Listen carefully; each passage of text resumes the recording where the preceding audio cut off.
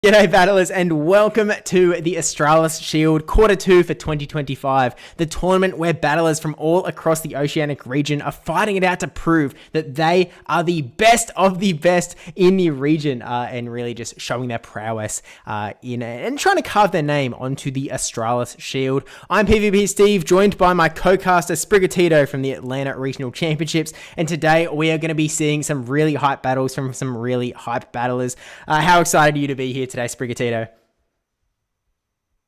Awesome to hear. Now we are going to be getting pretty quick into the action, but really quickly, just as a bit of a sort of, refresher of what the Australis Shield is. Essentially, this tournament takes place every 3 months, and, the battlers are trying to find themselves a place on the Australis Shield here. We saw Clunk and Zed take out the first one of the season, in the Dual Destiny season, and so now we're going to try and find out who is the champion of the Might and Mastery season. At the moment, the tournament has sort of, been underway for a little while now, and so we can sort of get a bit of an insight. I will be jumping in a little bit later into the tournament, and so where we are right now, we can see we're actually going to be watching this top seeded matchup in the quarterfinals. Clunk and Zed versus Basherball God. We can see a lot of battlers sort of fighting it out in these lower sections as well. We actually see both the Perth regional champion and the Brisbane regional champion having been knocked out already, and so it's really going to get tight here. And actually, we're going to be jumping straight into the action. We've got Clunk and Zed on the left. We have Basherball God on the right. It is a single elimination tournament, and so here we go. We've got a Clodsire into the Talonflame.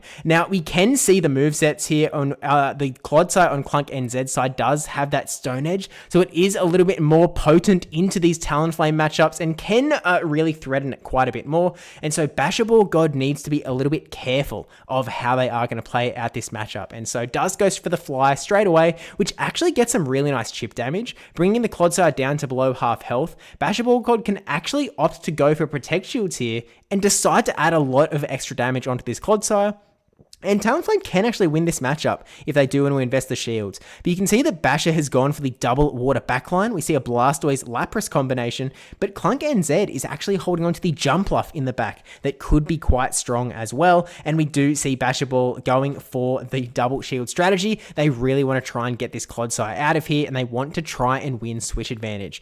They do go for the fly here. They have Flame Charge as their other move, and we see Clunk and Zed deciding to let this go, recognizing that in the current meta, both Sableye and Jumpluff can be pretty powerful with some energy. You're never going to bring the Jumpluff into this Talonflame, and so instead, Clunk and Zed decides to bring in the Sableye. But at this point, Basherball God has got a lot of energy on their side, and so even though Sableye is a very fast Pokemon, it gets to its foul plays in only 5 Shadow Claws. Talonflame is going to be able to do a fair bit of damage, but luckily now that both shields are burned off of Basher, the Talonflame is going to go down, and it is going to be down to this Blastoise. Oh, but the quick swap into the Jumpluff, and now Basher sees the writing on the wall. This Blastoise is actually running Skull Bash as well, and so it's like, ooh, okay, we're going to have to figure out how to get around this one, going for the Hydro Cannon just to add a little bit of damage. I think we're going to really hope that Lapras in the back is running Ice Beam to at least try and put some hurt onto this Jumpluff. It is an open team sheet scenario as well, but with an Energy Ball Jumpluff, this is so bad for Basherball God. Taking Blastoise down to the red, and does barely get to the Hydro Cannon, and smartly going to bank it. But it looks like it is actually a Skull Bash Lapras as well. Double Skull Bash Waters, usually so good, but unfortunately when you're up against a Jumpluff with energy, look at the damage adding up from that Jumpluff. There is just not a whole lot that Basherball God is going to be able to do here, and unfortunately I think we are going to pretty quick smart see this one turn into a 1-0 situation. Clunk and Zed, the perennial champion of the Australis Shield, does take out a pretty dominant performance there in game number 1. Now, we didn't really get a chance to look at these teams before, but we can sort of, have a little bit of a breather and have a little bit of a look now. So on Clunk and Zed's side, we do have the Shadow Drapion, the Clodsire, as we saw with Stone Edge, Lapras, Shadow Jumpluff, Shadow Sableye, and the Gastrodon, a very interesting pick. And then Basherball God actually running an almost unique team with 5 out of 6 different Pokemon, with that Blastoise that we saw, the Credilli, Swalot, Claydol, Shadow Lapras, and the Talonflame. And look, double water strategies have been doing incredibly well so far in both the Brisbane Regional Championships and abroad. But unfortunately, when you get locked into that grass type in the back with no shields remaining, it doesn't really work out for you. Honestly, if Clunk and Zed really had any other lineup of Pokemon, I think that double water line would actually be quite powerful. But Clunk and Zed made the right read, recognized that double water line could be so strong, and so bringing in the grass type definitely going to be in a really, really good spot here. And so as we sort of look at the lineups, I'm kind of thinking that, look, a Basherball would have to be really gutsy to go for the double water strat again. So likely leaves it alone this time around. And so I'm sort of thinking that maybe, look, you have to go for the Talonflame again, because not only is it one of the best neutral answers into Clunk and Zed's entire team, but it also is that sort of big, hard counter into the Jumpluff. You could consider bringing in the Swalot to sort of give yourself a little bit more room, because to be honest, Jumpluff is actually pretty decent into the Claydol. It's not like the greatest match of all time, but it's actually pretty decent. And you're also able to do a fair bit of damage neutrally into the Swalot as well with your flying type charge attacks. Obviously Energy Ball, not the way you're going to want to go there. And so I think that for Clunk and Zed, he's definitely going to be leaning into that Jumpluff. He's absolutely going to be leaning into those neutral answers. And here we'll find out how they do decide to go. Game number 2, we have the Blastoise into the Sableye. I like Basherball God's identification of going for the water type in the lead. This time, if he does see the Jumpluff, he does have some room to swap, but it is the Sableye. And so this is a bit of an interesting matchup. Sableye does have some really nice pacing up against that Blastoise, but the Hydro Cannons actually add up quite a bit. And so Clunk and Zed is really going to have to protect this Sableye if they do want to keep it around. We can see there is that Talonflame in the backline as well. And Clunk and Zed, he does have that Jumpluff, which could potentially set up the Talonflame in the back, but there is the Lapras as well, which is going to be a little bit better. And so I think that in this game, Clunk and Zed actually giving up switch advantage, swapping into the Lapras, giving Basherball God an opportunity to get some Skull Bash damage onto the Lapras here. I do wonder if this is maybe potentially a misplay, or maybe not a misplay, but maybe not the best read from Clunk and Zed, because that Credilli could be quite a strong swap in. But to be honest, Basherball God's just leaving this Blastoise here. And so I guess we're going to see the Lapras get the Sparkling Aria through, take Blastoise down into the red a little bit, and I guess we're going for another Skull Bash. Okay, I actually really like this play now that I think about it from Basher. This is going to force that last Protect Shield out of the Lapras or get the KO. And so he's actually one switch advantage. And, if that Sableye comes back in, we at least, actually, it's kind of a good spot for Clunk and Zed, because if he gets a little bit of farm on that Sableye, which he is going to be able to get here, there's no threat of another charge attack from Blastoise.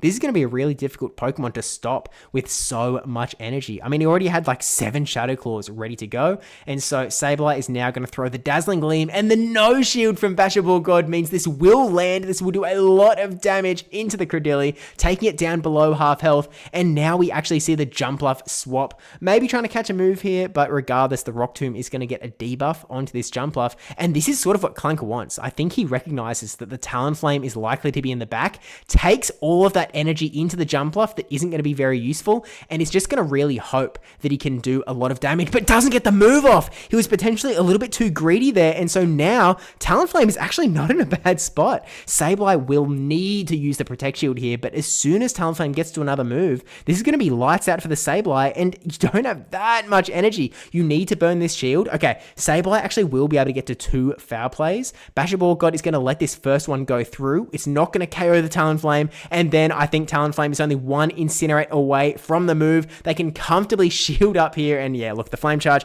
going to go through, and unfortunately for Clunk and Zed, this game is going to tie up 1-1. Really nicely played from Basher, but I think that Clunk, in some sense, he potentially could have played that a little bit cleaner, but look, the Incinerate coming down is going to be really tough for him. I really do sort of, I feel like Jumpluff, it's a tough position that Clunk was in, right? And so he knew he had the Jumpluff in the back, and he knew that Basher probably had the Talonflame in the back. And so he had to think, how can I use my resources to the best of their ability to actually fight against what Basher is bringing?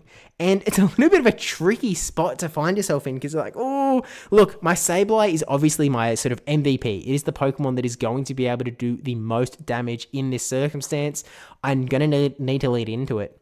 But if you stayed in, I guess at what point does Basher actually swap in the Talonflame? Because I think that you could potentially get that KO. You would have to invest your shields, and then all of a sudden, Clunk and Zed would find himself in a situation where he was up against a Talonflame with a shield advantage. And I think that could be pretty deadly for Clunk and Zed. So I think, unfortunately, he was just in a spot where he was maybe a little bit too soft to the Talonflame once his Lapras went down. I do think that the Sableye with energy is obviously a very, very powerful Pokemon. But to be honest with you, Credilli is actually pretty decent at soaking up energy. I know that the Dazzling Gleam brought it down to below half health, but Credilli kind of took that on the chin. It looks like we are getting into game number 3, though. We'll see how they close out this series in the quarterfinals of the Australis Shield. We have the Sableye into the Credilli, and look, this is again another spot where you're kind of like, ooh, how am I going to play this backline? But Clunk has dropped the Jumpluff. He recognizes that, hey, you're going to bring Talonflame every game. You might be scared off from that double water lineup. I don't think I need Jumpluff, and we'll see if it pays off for Clunk. The Foul Play going to get the Protect Shield out of that Credilli. A really nice start for Clunk and Zed, where this Sableye is going to be able to put that pressure on.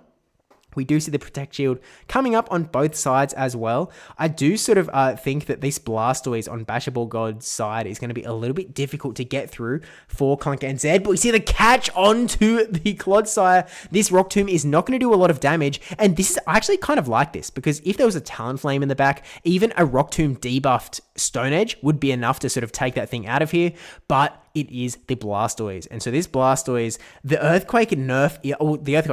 debuff on the Earthquake is actually kind of going to hurt Clunk a little bit here. And so I'm a little bit worried about that Clodsire. The Hydro Cannons, one isn't going to be enough to KO, but a second one is all that Basher is going to need, and he is only one rollout away. This Earthquake is not going to nearly KO, especially after that Rock Tomb debuff. And so now it's kind of like, okay, Clunk is going to need to try and get as much energy out of this as possible, but Basher, perfect identification of the fact that Clunk was nowhere near the charge attack, got all of that extra farm, which is so dangerous on the Blastoise. Hydro Cannon going to KO the Clodsire here, and now you need something that can soak all of this damage. I think you need to bring the Lapras here, soak in all of that energy, even though the Skull Bashes are going to hurt. Actually brings in the Sableye. Okay, Sableye does have energy. You can get the Foul Play off before the move here, and Basher actually going to let it go. He's thinking like, okay, I'm going to need my shields for that back lineup. Hopes maybe the Blastoise survives. It does, but catches the Hydro Cannon into the Lapras. What a play from Clunk and Zed. All of its energy really going to waste from the Blastoise. No health remaining. No damage done to this Lapras. And so now the Credilli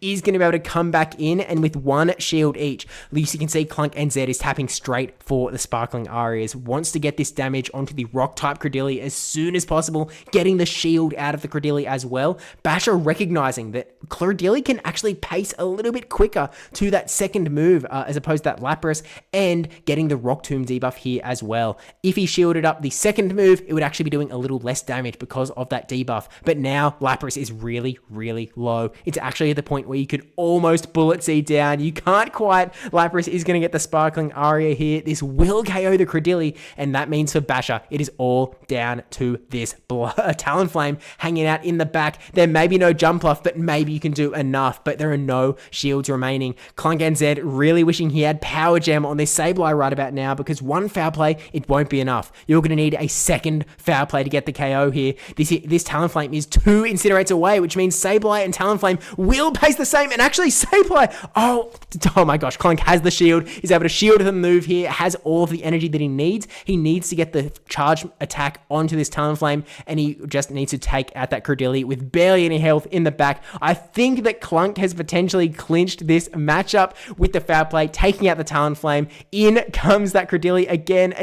No, but it has the Rock Tomb. Oh my god. Okay, this is going to get really, really tight here, because we're going to see the Sableye go down. The Lapras is going to come in. It doesn't have much health either, but I don't think that either Pokemon has a charge attack. We need the fast move down, and the Bullet Seed is enough. Basherball God actually taking out Clunk and Zed in the quarterfinals 2-1. 1. What an absolutely crazy matchup between Clunk and Basherball. I mean, the bullet seed down. You do not see that every day at all. And so it looks like Basherball God is going to be progressing into the semifinals. We are going to see someone new, taking the championship here. I know that Clunk, usually at the top of these Australis Shields, gets just championship after championship after championship. But today, we do indeed see Basherball God going to be progressing onwards into the semifinals. And again, we don't have an updated bracket, but we can at least, take a little bit of a look at we can fill in the gaps, right? So we can see that Basherball God will go ahead and face They Love Jai in the semifinals. But that's actually so crazy because the Psywave damage, I mean, you could see the Credilli, right? It was on such a low amount of HP. It felt like maybe 2 Psywaves could be enough to get that KO before the bullet seed, but hey, it must have been, I can actually see it in chat, it must have been 3. It could have potentially even been 4, but I think that that Credilli was absolutely on about 1 HP. That is such a crazy finish to game 3 of that matchup, and that tells you where we are in this tournament. Again, we've sort of, you can actually see at the top left of this bracket, we are in round 5, essentially, is the matchup that we just saw. And so I know we didn't really get to shout them out before, but we can see sort of those other matchups in the quarterfinals here. We saw They Love Jai taking the 2-0 against 89 CGY Flames fan, and a pretty incredible Perth Regional Championships rematch from Perth 2025, where we actually saw Flames fan take the championship out from They Love Jai in that particular tournament. We also see Bellbass getting the 2-0 against Jumathy, a local of mine, and then Mikey Morgs getting the 2-0 against Godzilla, who was the Brisbane Regional Championship. So we actually have both Australian champs sitting here sort of getting a knocked out in the quarterfinals, and that really does speak to the caliber of the Oceanic cohort, I suppose, with so many strong battlers. And I mean, all of these battlers have really performed quite well in the championship series. Clunk and Zed, I think, is the only one that hasn't actually made their way out to a regional quite yet, but is I think that no one is debating Clunk and Zed's skill in the Show 6 format, especially after just dominating the Australis Shield for, I want to say 2 years now. Clunk and Zed has really been, knocking on doors, taking down names, and sort of showing that he is a force to be reckoned with in the Oceanic circuit.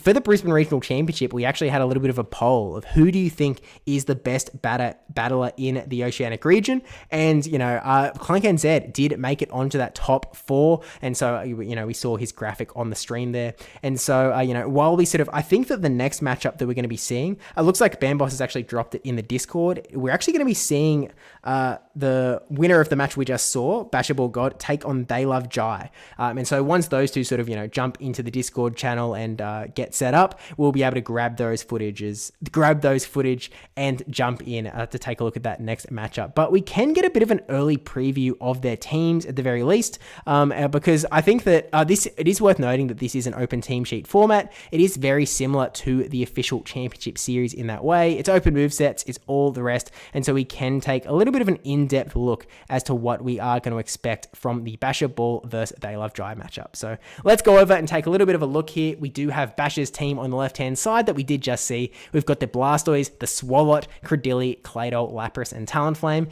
We didn't see a lot of these Pokemon, come out in that broadcast that we just saw, but, potentially there's a little bit of room here for some of those other picks to maybe make themselves known in this sort of next battle. We then have They Love Jai's team where he's running the Pangoro, the Jumpluff, a Shadow Blastoise, so a little bit different to the one that we just saw. Also the Claydol, the Chargebug, and the Shadow Drapion. Now I probably should send a message ready to start because I do have both of their footages sort of ready to go. We've got them all lined up and ready. Actually, I do realize I actually had them flipped around the other way, so we'll quickly fix that one. There we go. We've got it all, we've got it all fixed now. Everyone is on the right side of the screen. But essentially, this is going to be another matchup where we're seeing a lot of unique Pokemon. And I think that's a really interesting part of the Might and Mastery season and something that we're seeing again and again and again in terms of all of the uniqueness in this particular meta. But let's start taking a look at what we can expect out of this matchup. So as I look at Basherball God's side, I'm really, you have to be a little bit fearful of that Charger Bug. It's a bit of a core breaker to a lot of Bash's team, so it does do it does okay into the Credilli. The Rock Tombs get pretty scary for you, but you have super effective damage for the Claydol, you have super effective damage for the Lapras. You don't love the Talonflame matchup, but you can sort of fight through it if you have the shields. Blastoise, you've got the rollouts. It's a bit of a neutral matchup, I suppose, and you've got the super effective rollouts fighting against those discharges that are coming through. And so I think it's going to be a bit of an interesting Pokemon that we might see some play around. Drapion is, I guess, the interesting Pokemon that Basher is actually neglected to go for the Drapion. It is one of the most popular Pokemon, as is Azumarill. Actually, where is Azumarill here? Neither trainer here is bringing that sort of either of the two most used Pokemon. The most used Pokemon in Azumarill, and only one of them has brought in that Shadow Drapion in second place.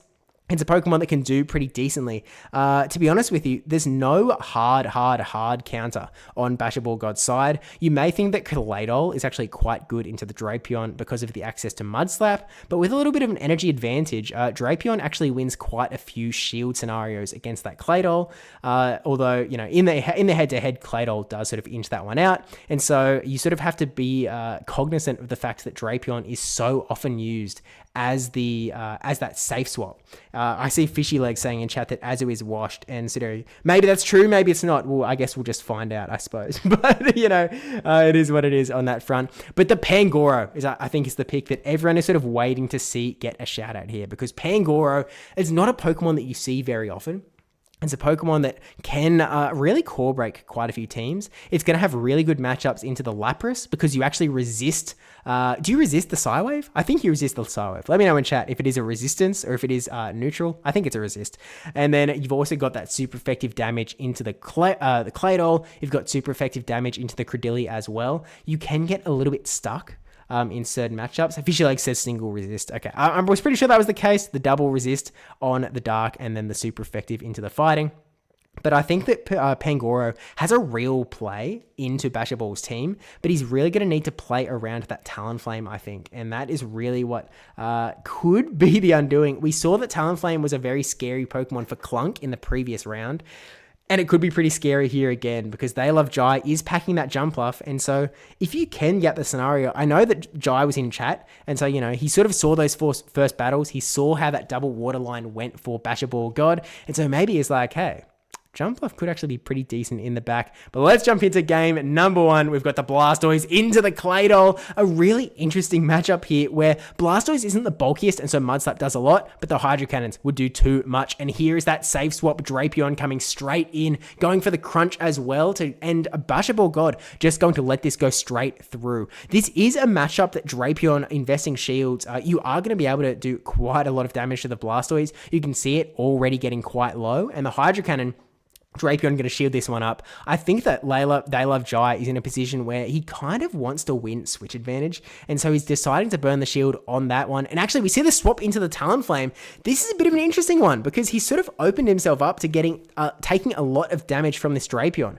Drapion from They Love Jai able to comfortably throw 2 Poison Stings and then throw the charge attack. I know there was a swap involved, but you're still in that scenario, was still able to fit in the 2 Poison Stings before throwing. And now Basher is sort of forced to shield to stop getting hit by the next Aquatail. And it's actually in a position where Basherball God is going to get outpaced to the next one if They Love Jai shielded, but no, he's actually going to let this Drapion go, which if you think about it, actually makes a fair bit of sense because you can bring in the Claydol, you can try and get an absolutely massive Mudslap down, and you actually know that neither of these moves from Talonflame are going to get the KO on you, and so you can let this go, Claydol will go down to the yellow, and we see that Claydol will be able to get a full Mudslap down before Talonflame can get a move off. There's not a lot of health on this Claydol though, and so They Love Jai has put all of his chips onto this Charger Bug, and that's actually seems like a pretty decent play because the Blastoise comes in, the Rock Tomb goes through. Jai's sort of best case scenario, I think, would be this Blastoise going down. Basher lets it go, which means it is all onto this Swalot, and now it is time for Charger Bug versus Swalot. There is going to be a tiny amount of Mudslap damage hanging out in the back, but in the interim, we are going to see Basherball God getting to these sludges really, really quickly. It is only 5 mud shots to the sludge. It doesn't quite do half health, whereas if we watch the damage that comes out of this Charge Bug, it is going to be quite potent. Discharge goes through. There's no shield from the Swalot, which means that this discharge is going to take that Swalot down to... Oh, actually, Swalot hangs on. It doesn't quite get it to the halfway mark. We do see them getting to the halfway health mark at a similar time. This is going to be a really, really close battle, and I think the Claydol in the back could be clutch. Sludge going to connect to the Charge Bug here. Charge Bug is going to get to 2 moves here, but there is a Sludge sitting on this Swalot as well. There is also a shield on Basherball God's side. It is up to They Love Jai. Is there going to be a catch? The Claydol is sitting there ready to try and take a move. It is so hard to catch a move when you are using a 4-turn fast attack. It looks like Basherball God maybe sees the writing on the wall because the discharge going to connect into the Swalot, but no, he's actually holding on to the energy. This Claydol swaps in. He maybe calls the swap, but there's still a shield on They Love Jai's side. The Mud Slap is going to connect because it started before that charge attack went through. Another Mud Slap, and this Swalot is going to go down, and game 1 is so barely going to go to They Love Jai, but absolutely incredible first game. Again, so clutch down to the wire. I mean, it sort of feels like, the Mud Slap sort of being able to go through here. I think it was actually... Maybe it was key for both to keep the shields until that very end. And obviously, in some sense, it feels obvious to say that in hindsight. It's like, oh, well, obviously, if you let those charge attacks come through, if you let the Ice Beam come through on the Claydol, you're not going to be able to do any work there. But They Love Jai earlier in the game, he very easily could have used his shield on that Drapion. When Basherball God's Talonflame was up against the Drapion, he, They Love Jai could have very comfortably used the Protect Shield, gotten the Aqua Tail onto the Talonflame, and gotten the KO to win switch advantage. But something that's very key, and I think that some battlers, are sort of up and coming, that are sort of really still learning the game. It does sort of feel like it's... Sometimes you're inclined to always go for that switch advantage, and you're sort of just like, ooh, I want to win this. I know I can win this, and you sort of lose the bigger picture. But sometimes you need to see the forest for the trees, and you need to be able to see, hang on a minute, if I let this Drapion go, that shield in the back is actually going to be absolutely key for me. And that absolutely worked out for They Love Jai in this matchup. Basherball God was potentially even happy to see that Drapion go down at the time, recognizing that his Talonflame was going to be able to do a bit of more damage to the next Pokemon coming in. But They Love Jai, a very, very strong battler, and so was able to sort of get that big win going through here. He played incredibly well, and it was really, really cool to see. And by the way, shout out to everyone hanging out in chat as well. Hope you're all doing well. Hope you're keen to see some super duper hype battles here. But really, really interesting way to finish. And so as we go into game number 2, I do think that Drapion is just going to be like, it is almost the unstoppable Pokemon in the sense that, again, there is no hard counter. It is so safe for They Love Jai to bring. It's sort of, in some ways, forces Basherball God to bring in that Claydol, and maybe that makes his lines a little bit more predictable. But question for PvPST from Ztab, is Jai running Infestation Jumpluff like he did on the weekend? Actually, we can, I guess, go through the movesets, because we haven't actually seen them all take place. They Love Jai is running the Close Combat Night Slash moveset on the Pangoro. We've got, Aerial Ace Acrobatics on the Jumpluff, and then, it looks like all standard movesets through the rest. Although I am seeing that there is a little bit of a moveset malfunction. They Love Jai is talking about it. I'm not sure if we're potentially even going to see that score get overridden. I'm not sure if we're going to see it like sort of a review here, but we'll see how this game does go. We can see it on the Drake of his page that he did register Ice Beam at the very least, so he is supposed to have the Ice Beam. He didn't, we haven't seen Jai throw a Skull Bash or anything off of the Blastoise, so potentially not a major issue for game number 1. But it does notably didn't say Fairy Wind. Okay, it is Fairy Wind Jumpluff according to the Drake of his page, but just waiting to see what is going on from Bamboss's side of things as we sort of, get ready to get into game number 2. Something that is potentially taking the world by storm in some sense. I think that Claydol is a Pokemon that was potentially getting under-respected. Certainly when the Might Mastery season started, I'm going to admit, I was in the camp of people that was really saying, you know what, it's another move on Claydol. It's not going to be any good. It's just like, there's no way that can actually do anything. And so, it's sort of like, it is what it is. Okay, we actually have a ruling from Bamboss. He says, you need to keep the moveset as is, but you can only use the moves registered. There will be no penalty applied as long as an under-registered move wasn't used last battle, which I don't recall being the case. And so potentially this is a case where TMs cannot be used during the tournament. And so even if he has sort of an illegal move on his Pokemon, he can't sort of put the correct move on instead potentially. And so I'm thinking that potentially we might see a single moved Hydro Cannon Blastoise taking on the battlefield here. And so potentially may not have the Ice Beam. Not the end of the world for They Love Jai. It would obviously be really nice in matchups up against the Credilli potentially. Okay, actually, no, Bambos has followed up. I will allow a TM, but you'll need to bench Blastoise in the next battle as a penalty. Okay, so roger that. We are not going to see the Blastoise in game number 2 from They Love Jai. And so what do you think about that, Sprigatito? Yeah, 100% agree. Seems like a pretty fair spot to be in when TM shenanigans are taking place. And so, you know, that it is what it is, but we will be able to get on with the battles. And so, or actually, he's been given a choice by the looks of it. Okay, he can choose to no TM, but, you know, be able to use Blastoise in the next battle, or he can choose to TM, put Ice Beam back on his Blastoise, but, you know, won't be able to use it in the next battle. He's making this decision right now. I mean, you know, this is something that Blaster is benched for this next game. Roger that. He's definitely put the Ice Beam on it. He's sort of in this spot where he does actually have the, he has the game advantage, right? He has game number 1 under his belt. He can somewhat comfortably, or maybe not comfortably, but he can go like, look, even if game number 2 absolutely falls by the wayside because I don't have the Blastoise, I'm still going to have a game in number 3, and I will be able to use Blastoise in that one. And so maybe that is all I'm going to need to get the 2-1 against Basherball God. They Love Jai is not a battler that is afraid of getting a little bit dirty and down in the mud in terms of sort of, you know, having to crawl back from a loser scenario. I mean, we all remember the 2024 Perth Regional Championships where They Love Jai, you know, pushed Rick Flareon to the absolute brink in the grand finals, winning game after game after game after game, and Rick Flareon able to bring it all back. But it looks like they are locked in for game number 2. We are getting underway. Again, there is no Blastoise on They Love Jai's side for this particular game, and Basherball God knows that. So his Talonflame is going to be really safe, brings it in the lead, and catches a great lead into this Pangoro. They Love Jai needs to get out of here relatively quickly, but going to swap into the Claydol. The Rock Tomb's obviously very powerful into this Talonflame, but not going to get to it too quickly. Really relying on the fact that Claydol will be able to take this first charge attack. We saw this in the previous game, and so going to go for it again, and now in a position where these Rock Tombs will be able to outpace, but the Claydol from Basherball God is going to come out instead. And so now They Love Jai is actually in a position where he has Double Dark in the back, ready to fight this Psychic type Claydol. And so what I sort of expect to potentially take place here is this Ice Beam connecting to the Claydol, and then Pangoro might be the Pokemon to come in. They Love Jai barely not getting to that Rock Tomb, which is always unfortunate, and now the Rock Tomb going to come in from Basherball God. It is a little bit of a... oh, sorry, I think we are actually... okay, there we go. Apologies on my end, but...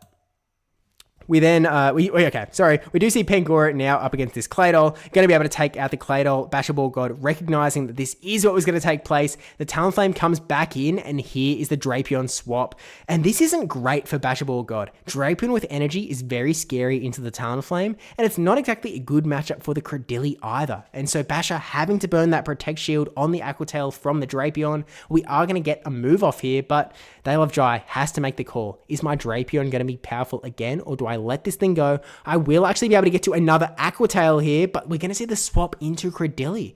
And so They Love Jai did have the potential to bank an Aqua Tail for the Talonflame in the back here, but instead opts to go for the Crunch, trying to get some damage onto that Credilli, some chip, and now I think we're going to instantly get a... Oh, no, we're not going to get a dip, actually, but the defense does fall. And now there's actually another Crunch. Basher went for a really greedy farm down and now has to pay the price. This Crunch going to connect. The Credilli is defense debuffed as well, which means the Crunch KOs the Credilli. Talonflame comes back in, the quick swap into the Pangoro, and now Pangoro has some work to do.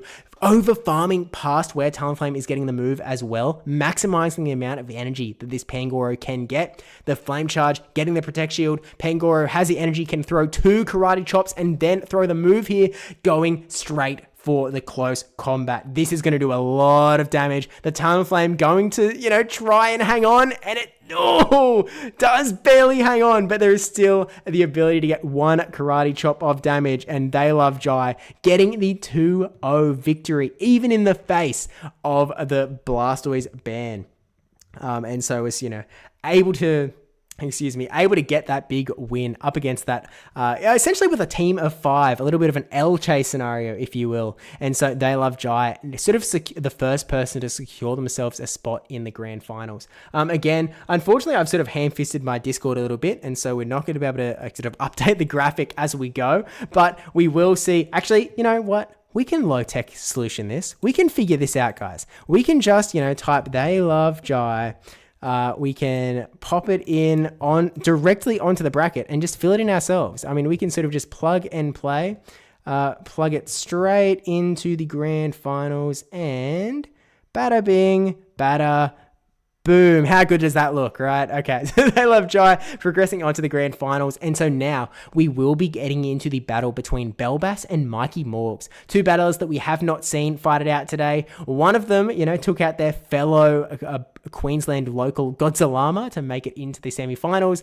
The other taking out Jumathy, a very, very strong local of mine that has absolutely exploded in this last season, especially. I really think that Jumathy's skill level has absolutely just got I don't know what the opposite of gone off a cliff is, but he's climbed up a cliff to say the least. And so we are going to be now getting into that Bellbass versus Mikey Morgs matchup. Here are the teams for a little bit of a preview. And so we do see Bellbass's team here with the Shadow Drapion, the Swalot, the Azumarill, Shadow Jumpluff, Shadow Sableye, and Malamar. And then on Mikey Morgs' side, we have the Pangoro again. We have the Jumpluff, Swalot, Claydol, Furret actually coming in here, and the Lapras. Interestingly, we do see, this is the first Azumarill that we've seen so far in the tournament, which is kind of crazy, if you really think about it. I mean, it's sort of one of those Pokemon that feels like it is so ubiquitous in the Championship Series. I mean, it is just on basically every single team under the sun, and to see it sort of, I guess getting neglected on a lot of these teams is really, really interesting to see, to say the least. But hey, Bellbass has brought it, and to be honest with you, Bellbass has almost brought the meta team in the grand scheme of things. We do see the scenario where it's not quite the absolute big meta lineups in that we do see, I think the number 1 and number 2, or even number 3, with the Azumarill, Shadow Sableye, and Shadow Drapion. Shadow Jumpluff was also a big Pokemon in the top 6 in the Championship Series. And then... skyrocketed. That's exactly the term, Fishy Legs. Thank you. But Malamar is sort of a Pokemon that it sort of seems like Malamar was really increasing. It felt like a Pokemon that was absolutely developing its wings, was showing its prowess in the Championship circuit, and then all of a sudden it just kind of just didn't. People stopped using it, and so Bellbass going to prove why it is so strong today. And I think that up against Mikey Morgs' team, it is actually going to be so powerful. You've got super effective damage into pretty much the entire team, but obviously you have superpower that is going to do a lot of damage to the Lapras, to the Furret, to the Pangoro. You've got the Psywave damage for the Swalot, as well as the Foul Plays to do super effective damage into the Claydol, and still do neutral damage into the Swalot and the Jumpluff. Jumpluff, in some sense, is Mikey's best counter, or one of his best counters, because of the access to that super effective Fairy Wind fast attack. And so I think that, and actually it also has good play into the Sableye with the super effective Fairy Wind. You've got the grass coverage for the Azumarill, although we should probably actually check movesets to make sure that it isn't a double flying Jumpluff. And Mikey Morgs actually is running the Aerial Ace Acrobatics moveset on his Jumpluff. And for those that don't know the moveset of Furret, if you haven't been paying attention to the Championship circuit, it is running that Sucker Punch, Trailblaze, and Swift. And so it isn't like a hard counter to the Malamar at all. And the fact that Superpower, you can get to it in 10 turns, makes it really, really tough to actually sort of, push through. And so I think that Bellbass leaning into the Malamar, Mikey Morgs definitely going to be leaning into that Jumpluff. You can start to make predictions and picks surrounding those thoughts. And so the Swalot from Bellbass's side might instantly become a pretty interesting Pokemon. You've got that really strong counter scenario into the Jumpluff. You've got the ability to resist the fighting damage from the Pangoro as well. You've got the mirror match, and then, I guess the other matchups aren't too great for it, to be honest with you, but especially that Mud Slap coming in from Claydol, you would much rather be a Shadow Drapion in that matchup rather than the Swalot. Because, Drapion, again, with the tiniest little bit of energy advantage, it can sort of push its way through that particular matchup. We do see the Azumarill as another sort of rogue answer, and a relatively strong Pokemon into some of Mikey's team, but there's so many counters here as well. The fact that Swalot has that access to Sludge, Firet has access to Trailblaze, the Sparkling Arias from the Lapras really add up alongside the Psywaves, while not taking that much damage from the Azumarill's charge attacks. Could be pretty strong in sort of forcing it away. And so I think potentially for Mikey Morgs, his strategy might really be going for that Jumpluff and then trying to sort of, I guess, bodyguard it with potentially Claydol. Claydol actually acts as quite a decent bodyguard into the team, but then you have to be a little bit worried about Bellbass's opposing Shadow Jumpluff. And so at that point, you're kind of like, well, I guess you could bring in the Swalot. Could be kind of an interesting pick, but maybe you just go for something a little bit more, neutral based. Maybe you go for that Lapras. Because actually, Bellbass, we can look at the movesets on Bellbass's team as well to see the nature of that Jumpluff. Bellbass is running the Aerial Ace Acrobatics moveset as well. So no Energy Ball here, which actually means no Grass type damage at all on either team. I just sending a message to say, please share screens, because I don't think either of them are currently sharing their screen share. But we now, they've joined in the call, and they're sort of pretty much ready to go. I just need to grab their footage at this point. But we do see these Pokemon in a very interesting position. I think that Lapras, because of the lack of Grass type damage, or really, and the only Pokemon that has super effective damage into the Lapras for Bellbass is going to be the superpower on the Malamar.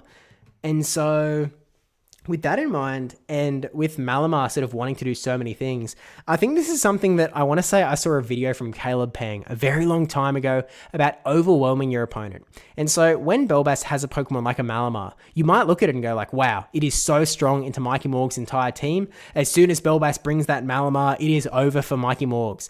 But the truth is that Malamar can only do so much. Like, Malamar may win the matchup against Swalot, but how much health does it have when it actually fights its way through? How much energy does it actually have remaining after it's expelled all of those foul plays to try and take it down? And so you're actually in a position where a Pokemon that can come in like Lapras, which maybe it doesn't have a great matchup into the Malamar, but Malamar becomes low enough that you can actually take it out relatively quickly. And so it's a bit of an interesting position where you have to sort of think a little bit about how you want to best employ your Malamar. And it's sort of one of these scenarios where when you're on the championship series, you actually see this in a lot of very high caliber battlers, but it's one of these scenarios where you kind of like, ooh, you're in a really good position, but do you want to maybe think about swapping out all the same? You have to sort of wonder, like, is my Malamar better employed later? Should I bring in a Pokemon that is a bit more neutral here, even though I'm in a strong position? It really gets a little bit more complicated. And so I'm really interested to see how this battle is going to go. So let's take a look. They are locking in their teams as we speak. Bellbass versus Mikey Morgs. If I had to make that big prediction, again, I really do think that, we are just going to have to see that Jumpluff coming in from Mikey Morgs.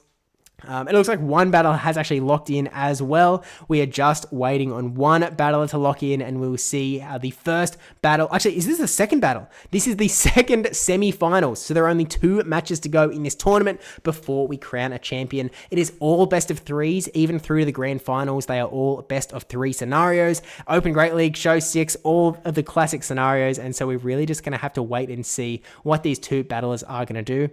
I would have been really interested to see potentially this Pangoro come out, but it looks a little bit tough to bring into Bellbass's side. Both players have locked in, and so now we're going to see Bellbass on the left, Mikey Morgs on the right. Let's take a look at game number 1 in the semi-finals here.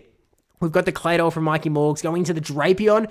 Now, in the head-to-head, Claydol does win this matchup, and so Mikey Morgs definitely in the driver's seat at the start here. We see an instant pivot from Bellbass into the Jumpluff, and Mikey doesn't actually have a hard answer here. He's a little bit stuck, and so he might go for an Ice Beam to either force the instant KO or get a Protect Shield out of Bellbass, which could be very strong start for him. He could also go for the Rock Tomb bait here that a lot of battlers do, and he is going for the bait. If Bellbass calls this, he'll be in such a strong position, and he does. He makes the smart call. You don't want to lose the battle in the first 10 seconds. Takes the Protect Shield, and now we see the swap into the Furret. Now, Furret's in a bit of an interesting spot here because it's not necessarily doing big super effective damage. It's not doing any super effective damage into the Jumpluff. It may not, Sucker Punches might not be resisted. It might not be taking any super effective damage, but these Swifts don't do a ton of damage to this Jumpluff. It is a Shadow Jumpluff though, so it will do 20% more damage. And so we're going to see the Jumpluff come right down into the sort of halfway yellow and catching the next one into the Drapion. Wants to get a little bit of an energy advantage here, but we know there is that Claydol in the back for Mikey Morgs as well. The switch timers are desynced though, and so this could actually, it's going to be close because this Drapion is taking so much damage. I was kind of thinking like, well, maybe Drapion can get some energy here and take out the Claydol with an energy advantage, but having to throw the Aqua Tail here and losing so much health, you're only going to survive so many Mud Slaps. And so even though Drapion is going to get to an Aqua Tail here, and Mikey Morgs does get the Protect Shield up, I think he might be able to Mud Slap all the way down before we see another Aqua Tail come through. It needs to be, this Mud Slap needs to KO for Mikey, and it does. Drapion going down, and now it is just two Pokemon that are not too great for the Claydol, but that Jumpluff is relatively low, and if Claydol can get a Rock Tomb in, it could be pretty huge. Gets the Rock Tomb onto the Azumarill, no threat of shielding from Bellbass, but it will get the attack debuff here. And now Mikey is going to be able to swap into the Lapras.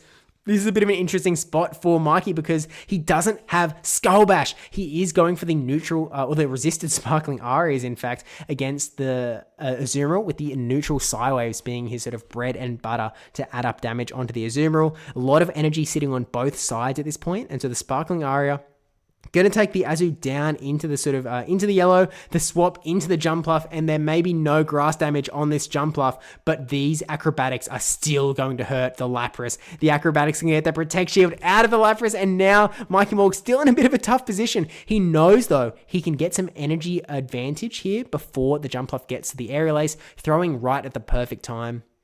And this will take out the Jumpluff, and now it is just going to be that Azumarill in the back. We've got about 100 energy on this Azumarill, but one player-off won't be enough. Two player-offs won't be enough. We'll need Bellbass to get to 3 player-offs to, I think, get the KO onto this Lapras, and there is still that Claydol in the back as well. So maybe Mikey Morgs actually has a chance here. He swaps to try and catch a move, but Azumarill is at 100 energy, and so needed to go for the full bubble down to try and get those 2 player-offs into the back. He has a shield, and so he will shield the Rock Tomb, get the bubble down, but he's now attack debuffed. These player-offs are going to do a little less than before, and he's so low, no shields remaining. The Sparkling Aria will be enough to get the KO on the Azumarill, and Mikey Morgs is going to take game number 1 in... Actually, hang on. Okay, well, I think he still has it, but the player-off here is going to connect to the Lapras, but after that Rock Tomb debuff, it's not going to do quite enough damage, and so Lapras will be able to get 1 Psywave through. I was going to say, maybe we don't even see the animation happening on the screen, but we do barely get it in there, and Mikey Morgs taking it a clutch game number 1. I mean, that farm down from the Azumarill was absolutely huge. And I guess the thought of okay. I think it was good win con identification from Bellbass. He knew that he was like, okay, my only chance here, because I know I need to get 2 moves off. I need to bubble down the Claydol, and I need to be able to, have all of his energy. And unfortunately, by the time that he had enough energy, by the time that he was able to take that Claydol down, by the time that he had taken that Rock Tomb on the chin, he just did not have enough health to survive going into that very final matchup. And so, going to have to, potentially make some adjustments here going into game number 2. Again, this is a best of 3 scenario. There is no best of 5 action here. But it is sort of, I guess, a case where you you want to try and get as much damage as possible into play. You sort of want, you know that Lapras is going to be a struggle for you, and you're sort of like, oh, look, I know that I can absorb a lot of energy on my Azumarill, but unfortunately, like, as much as Azumarill can take all of the energy, all of the damage from the Lapras can really do the same quite well from the Azumarill. Neither is a counter into the other, and we are already getting into game number 2. And so we do have the Shadow Jumpluff coming into the Claydol. This is a spot that is, again, a bit of an interesting one because we have no Energy Ball. Acrobatics from a Shadow Jumpluff actually does a fair chunk of damage to this Claydol, whereas Claydol's really main threat is going to be that Ice Beam. We do see the Rock Tomb, is ready to go on the Claydol side. Mikey Morgs has the opportunity to, again, go for that bait. He shields up the Aerial Ace, which is a nice call, a nice bait from Bellbass, and is now going to go for the Rock Tomb bait again. Bellbass is in a really tough spot because he could call this and be in a really nice position, but it is so difficult to call the Ice Beam, especially if you could be wrong, especially when you're in a position where you lose this matchup, you lose the set. And so he's going for another Charge Attack on the Claydol, an instant no shield from Mikey Morgs as well. We're going to see some big damage coming in here from the Acrobatics, taking Claydol down relatively low, but that Rock Tomb debuff really helping out the Claydol here, because even the Aerial Ace from Bellbass wouldn't be enough to KO. He was tapping on it,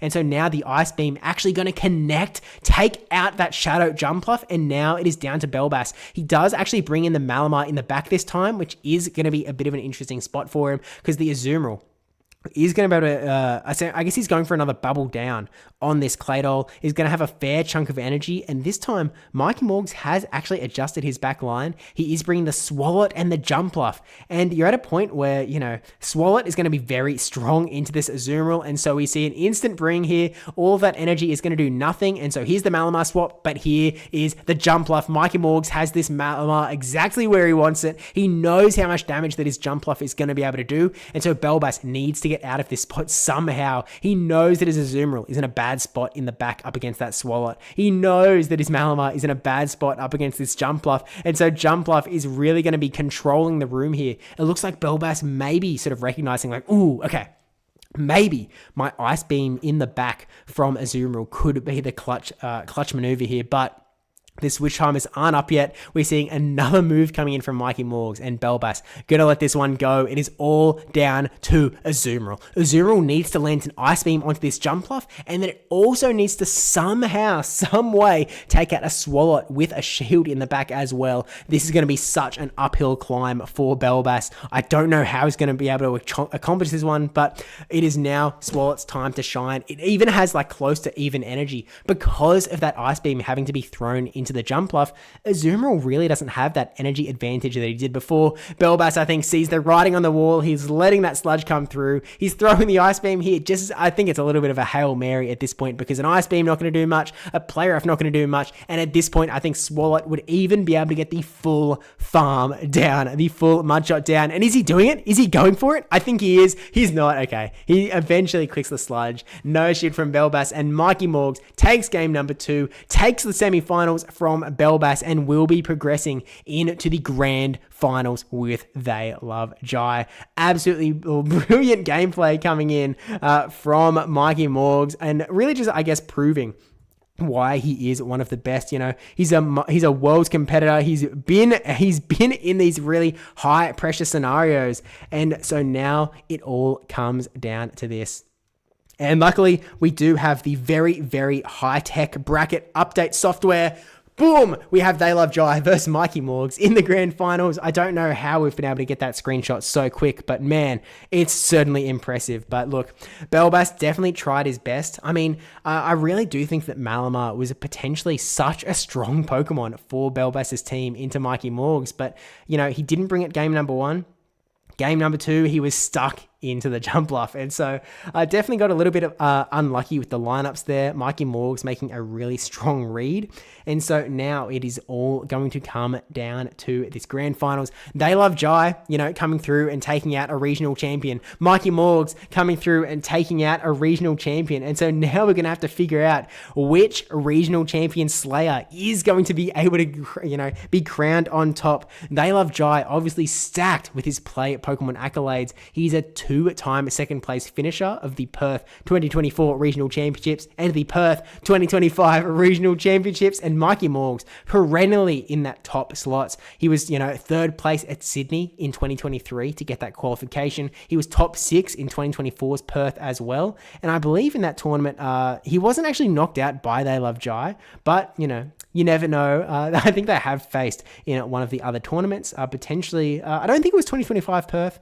so maybe it was actually, I'm thinking of like an Australis Shield or something, but Mikey Morgs was then able to sort of do it again and finish top 6 at the Brisbane Regional Championships as well. So very, very strong battlers on both sides here that have really shown that they are very, very strong. Okay, Debbie Pebble in chat, it was a cup after regionals. I got it. Appreciate it. I knew that they'd sort of, bumped heads at some point or another, but it is a really interesting spot to be in. And so we can take a little bit of a look at the sort of, at the teams between these two brackets. I'm actually going to, I'll pull back the curtain a little bit because, to be honest with you, when we sat down for this stream, anyone could have reached the grand finals, right? It could have been Clunk, it could have been Basherball God, it could have been Bellbass, and of course it could have been They Love Jai and Mikey Morgs. And so in preparation, I actually made a team graphic for every possible matchup. I was like, look, I don't know which one it's going to be. I don't have fancy graphics that I can plug in any which way or the other.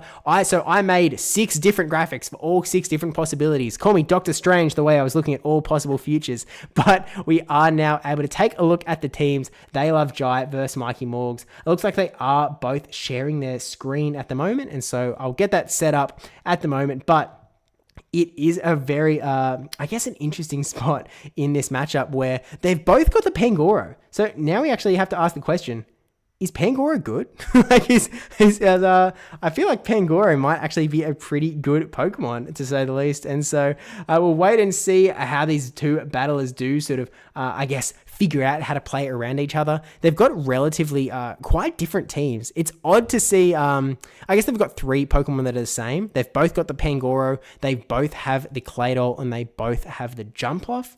And so I think that it's one of these situations where, look, what are the differences is the first port of call, something to look at when you've got these sort of team lineups sitting in front of you. One of the differences is, of course, the Furret. We didn't get to see, I don't think Furret did a lot of work, and maybe, obviously Mikey Morgs won, right? And so to say that Furret did no work is potentially a little bit sacrilegious. It's like, come on, man, give the guy some credit. He's at least done pretty well there, right? But I don't think that Furret was exactly the Pokemon that, Mikey was hanging up his hat on in that previous battle. And so I think going to this one, Furret almost looks a little bit better. There is the Claydol sitting on They Love Jai's team, which obviously, access to Sucker Punch can do a lot of damage there coming in from that Furret. And so you've got the access to Trailblaze for the Blastoise as well. Swift, going to do some neutral damage across the board. You obviously don't love the Pangoro matchup, not only because it resists your Sucker Punches, but because you also are not doing a lot of, you're taking super effective damage from the fighting type Karate Chops and also the close combats as well. We've got that situation where They Love Jai is the only one running the Shadow Drapion here. No Azumarill in the grand finals here, so, eat your heart out, Marcus Aurelius, but game number 1 is underway already, and so now we are going to see them fighting it out. We've got that Jumpluff in the lead. It's actually mirror Jumpluffs, so this is going to be an interesting matchup. You can see the backlines are very different though, and we're going to try and see who plays this differently, because this is one of those matchups where if you are able to get the acrobatics through, you are in such a strong position. It is crazy. And so They Love Jai actually going straight for it. Mikey Morgs going to let this actually, he lets They Love Jai throw the moves first, calls the acrobatics correctly, and now Mikey Morgs, it might not feel like he's in the driver's seat, but he sort of gets to pick based on what They Love Jai did. And now They Love Jai, no shielding. I think this was the acrobatics. That's a lot of damage onto the Jumpluff. But because these are non-shadow Jumpluffs, it is actually just hanging around. It's like, hey, I'm kind of fine, to be honest with you. I'm still going to be able to get another move. But Mikey Morgs in a position where he can now throw Aerial Aces, and that still is threatening Jai's Jumpluff. Take it out, and so Jai does lose switch. gets a shield advantage, but that Jumpluff has so much health that I feel like this puts Mikey Morgs in such a strong position. We see Mikey swap into the Swalot. Jai gets a lot of energy before swapping into that Claydol. Claydol is a very strong counter into the Swalot, even with Swalot having a little bit of energy. Jai can shield up the Ice Beam here. A Sludge Bait would be absolutely diabolical coming from that Swalot because it would do such a little damage if it landed. And so we are now going to see that Rock Tomb connect to the Swalot, getting the attack debuff and just putting Swalot in a range where it is so much closer to Mud Slap down. And so Jai has to think, where is my Blastoise energy going to be enough to carry me through this game? There is still a lot of stock on Mikey's side. There is a lot of health flying around. There is still a full health Pokemon that I haven't seen in the back. What could it be? And to be honest with you, if it's the Lapras, Jai is going to be in a little bit of trouble. We know it's the Furret, and now so does Jai. The Furret going to come in with that Sucker Punch damage, taking that Rock Tomb onto the chin. Furret is actually a relatively bulky Pokemon, and so it takes it really well. And so now we see that swap into the Blastoise, goes for a rollout, and we actually see the Jumpluff swap in. And so now it's like, okay, Jai's got a lot of work ahead of him. Shield up from the Jumpluff, a little bit scared of that potential Ice Beam, making the right call, but Mikey Morgs gets the move in before that Ice Beam fires off. We've seen They Love Jai click on the Ice Beam as well. Acrobatics getting shielded. Jai knew what was going on. Looks like the Ice Beam didn't actually fire, which kind of works out well for They Love Jai because he's now able to get those extra 2 rollouts of farm. Ice Beam going to be enough to KO the Jumpluff. And now you actually still have a Blaster with a lot of energy into the Furret. Those Trailblazers are really going to hurt you. And so you're hoping that this Hydro Cannon is enough to KO the Furret. Is it enough with the Shadow bonus? I'm seeing that stutter, which usually means game over, and it is. Blastoise actually able to come back, and They Love Jai taking game number 1. I'm going to be honest with you. I didn't see that one coming. I really was sitting here going like, I feel like this is Mikey Morgs' game, but somehow that Blastoise with so much energy was just able to push its way through. Not only with the ability to fight back against that Jumpluff having no grass type damage while taking super effective damage from the Blastoise. It feels so bonkers that Blastoise is the only Pokemon in that Blastoise versus Jumpluff matchup that can actually do super effective damage. I mean, that seems insane, but I feel like it's sort of a weird position, right? Where you're sort of thinking like, Mikey Morgs is sitting there like, yep, I'm in a pretty good spot. I've got my Ferret in the back. I've got some energy. I've got literally 2 Pokemon. I've got a grass type and a Pokemon with grass type damage sitting here up against a water type. You would think you're in a good spot, but that Blastoise, I guess They Love Jai proving why it is such a powerful Pokemon. And so we'll see if he can sort of replicate that success going into game number 2. Mikey Morgs doesn't really have a hard counter to that Blastoise now that I'm looking at his team. It's sort of like, yeah, there's actually no hard check at all. And so we'll see how they do go in game number 2.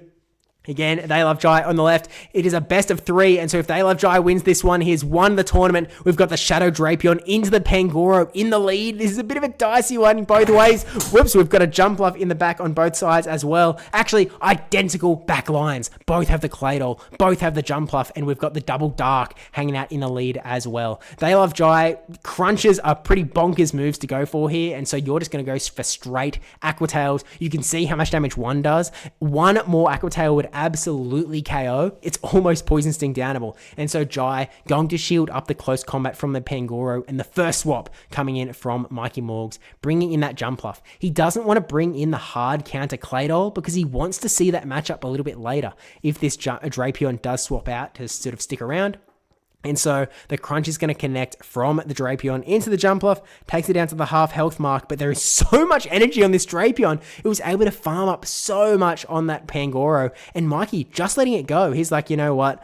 I think Jumpluff is not the key to my success. I've got all of this energy ready to go as well. And Jai actually just going to let it go, which means that Claydol doesn't necessarily have a great spot to be in the back. It's going to really have to hope to find that Claydol in the back, because now They Love Jai brings in his own Jumpluff, and this is so dangerous for Mikey Morgs. It is in Aerial Ace range, of course, and so, you know, They Love Jai, no need to go for those acrobatics, whereas Mikey Morgs really wants to get an acrobatics through if he can. He's farmed up to 2 Aerial Aces, and so he is actually throwing one of these instead. No shield call from They Love Jai. He's really, I guess, predicting what is in the back for Mikey Morgs. He's kind of like, I I don't know if I need it, actually, because now this Aerial Ace is going to come from Jai, getting the last Protect Shield from Mikey Morgs. He wants to get off this move so badly. He needs to take out this jump off. He wants the acrobatics. He is going to get it. This is actually going to connect as well. They love Jai. He's letting the acrobatics come through. This is going to dominate in this matchup here. Doesn't quite get the KO. Jump off on 1 HP, and now it is Claydol versus Claydol, but Jai has a shield. Jai is in such a strong position in game number 2 here. I mean, this is such a tough spot for Mikey Morgs, calling the Rock Tomb bait as well. This is so tough. Obviously, this is going to reduce the damage coming in from Jai's Claydol, but this Ice Beam is still going to do so much damage to Mikey Morgs' own Claydol. We see it go down into the yellow. One more Ice Beam is going to be enough. And so Mikey Morgs, he's watching his switch timer. He wants to get a catch on one of these Pokemon in the back, throwing another Ice Beam, getting that shield out of They Love Jai's pocket. And now it is catch time. It is time to try and get some other Pokemon in the line of fire.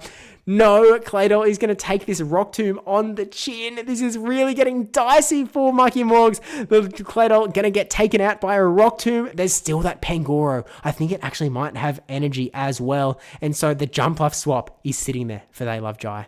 Tick, tick, tick. What's he going to do? The Pangoro comes in. We see the swap into jump off, catching the Night Slash, going to take Pangoro down to almost no energy. And now it is just a race. Claydol is going to come back in here on They Love Jai's side. The Karate Chops are resisted. The Mud Slops, they're not super effective. And the Night Slash coming up really quickly, but he's not quick enough. The jump off going to come back in here, but one Mud Slap is going to be all that They Love Jai needs. And Jai takes out the 2-0 victory against Mikey Morgs, takes out the Australis Shield, and with that puts himself in as the winner spot. I know that we don't actually have like a fancy graphic, I suppose, for the for the jump off taking the big win there, but for They Love Jai taking the bin win there. But I think, absolutely massive props to They Love Jai. That is such a crazy finish. It was so incredible. I mean, really nice catch as well coming in at the end there. I really feel like Mikey Morgs had that win condition just lying there, right? It's like, okay, if I can just catch the move, right, then maybe or if I can just land this Night Slash from my Pangoro, this will all be fine. But They Love Jai, he recognizes the catch con, and so we see the big swap,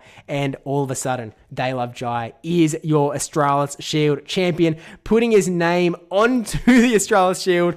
I'm not sure if there's going to be an updated graphic there, but, we can actually, no. You know what? I'm not going to wait for an updated graphic. We can do this the exact way that we've been doing all of these graphics so far. Let's take a little bit of a look at the bracket over here. And look, the only way we can denote that Jai is the winner is by making his name, really big. And so we've got King They Love Jai hanging out here. Really, really, again, incredible battles. Incredible to watch him succeed in such an impressive fashion. And so now all we can do is update the Australis Shield in the exact same way. Let's put They Love Jai's name onto the Australis Shield for the Might and Mastery season. I mean, we can even color it in black to make it fit in with the rest, right? And so there it is. They Love Jai officially on the Australis Shield here. Of course, this is sort of running for the length of the season.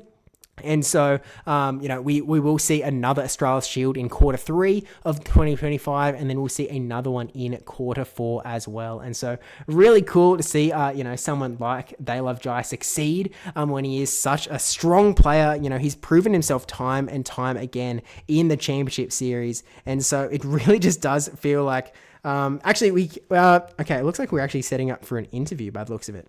He's just getting his headphones, and so we will hang out with They Love Jai. Turns out I've actually missed a lot of messages on Discord. It looks like Trotter was actually coming into cast as well. My bad, but hey, we got to the end as well. And so, yeah, actually great point from Lalu Loha. While we wait for They Love Jai, let's ask our co-caster Sprigatito, what did you think about these battles from They Love Jai against Mikey Morgs?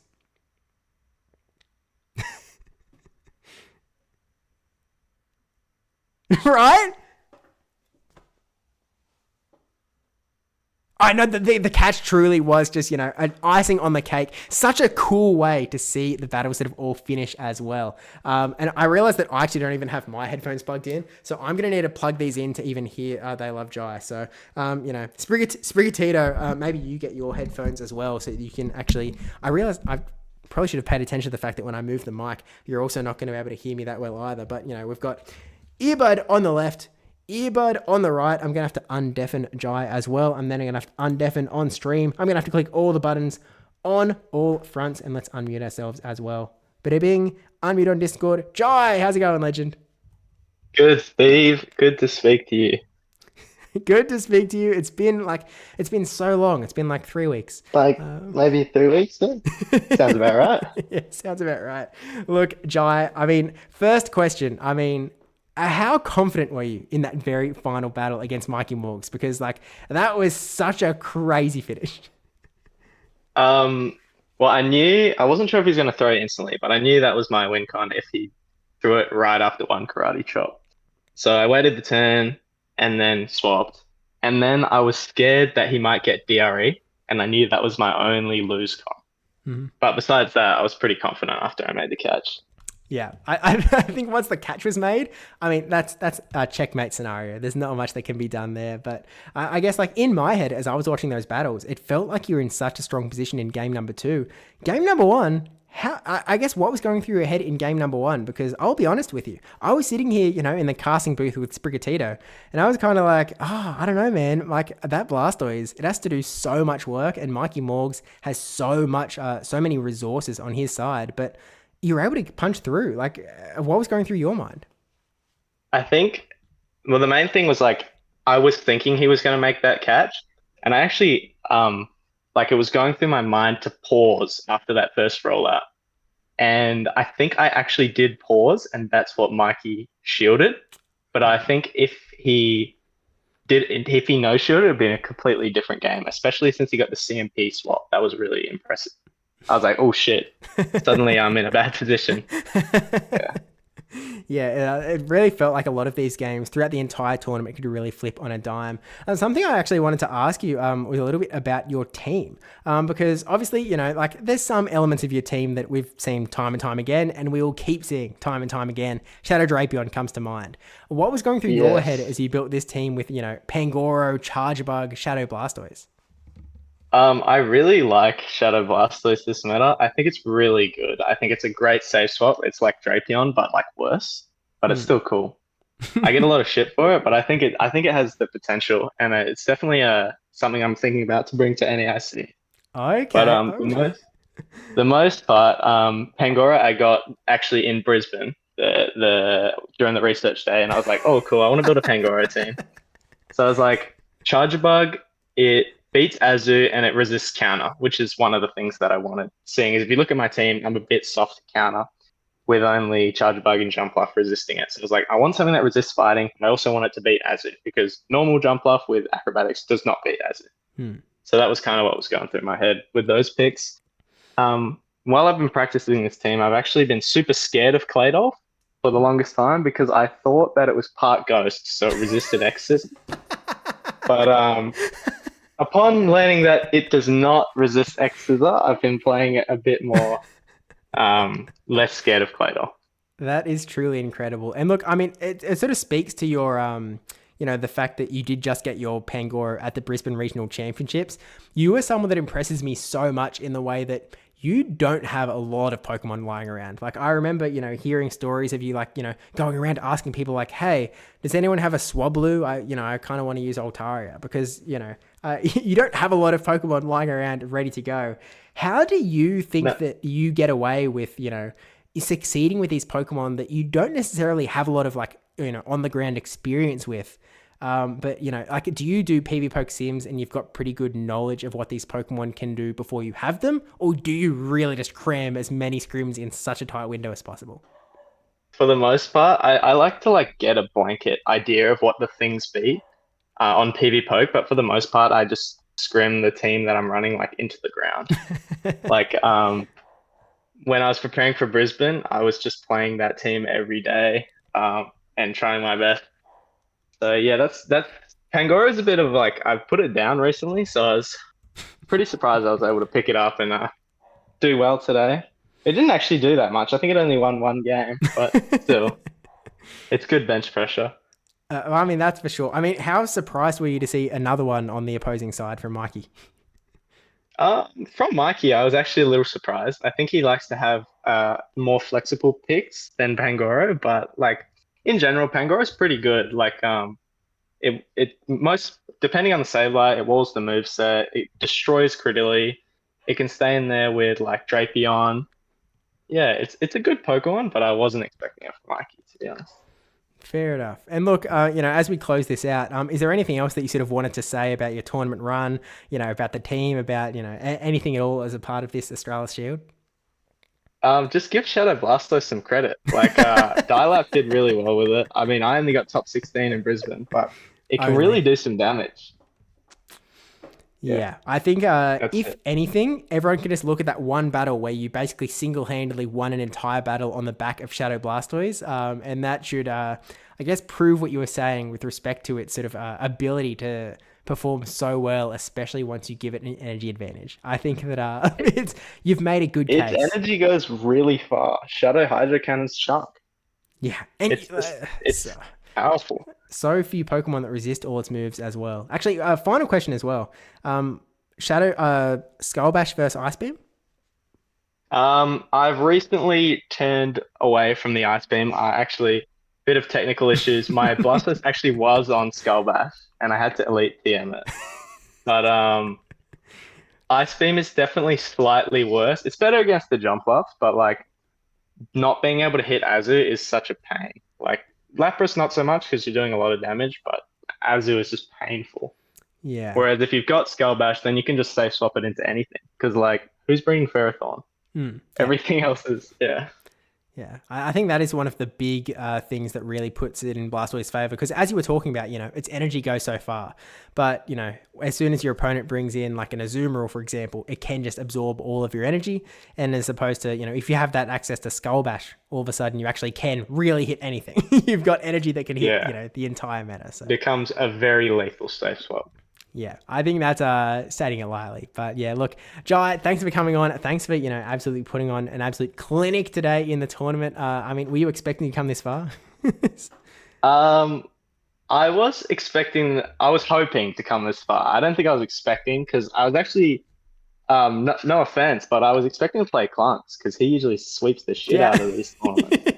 Yeah, And he I is was the like, shield man. his team looks like really tough. Sableye is always an issue, but didn't have to play him today, and yeah, I was pretty confident going into with my team going into everyone else's. Yeah, Yeah, well, thanks Basherball God for, knocking out Clunk, I guess, is yeah, the... doing God's work, honestly. Yeah, for sure. But look, Jai, thanks for coming on. I really appreciate it. I love talking to you, and I look forward to seeing you again and, seeing you succeed again. I'm really looking forward to seeing you compete at NAIC. I'm sure we all are. So I think we're all wishing you the best of luck. Thank you so much, and thanks for the interview. I Cheers. appreciate it. Cheers, legend. They love Jai, an absolutely lovely man and a very deserving battler to take at the championship as well. Really appreciate it and really appreciate every one of you for watching the Australis Shield as well. Of course, massive shout outs to Bellbass who does organize this entire thing. He puts it all together and so really appreciate it. Appreciate everyone that sort of does come out and support the Oceanic region as well. I know that our region doesn't get a lot of attention. Luckily we have been able to have regional broadcasts for these last few, but obviously we don't have many opportunities, and so it's really tournaments like this that give us an opportunity to sort of broadcast these oceanic battles that really helps to, I guess, show how strong we are. So massive thank you to everyone that has been watching and everyone that watches these in the future as well. And yeah, thanks to Bambos, thanks to everyone for competing as well. Really fun battles today. And so all there is to say is Sprigatito, any final words?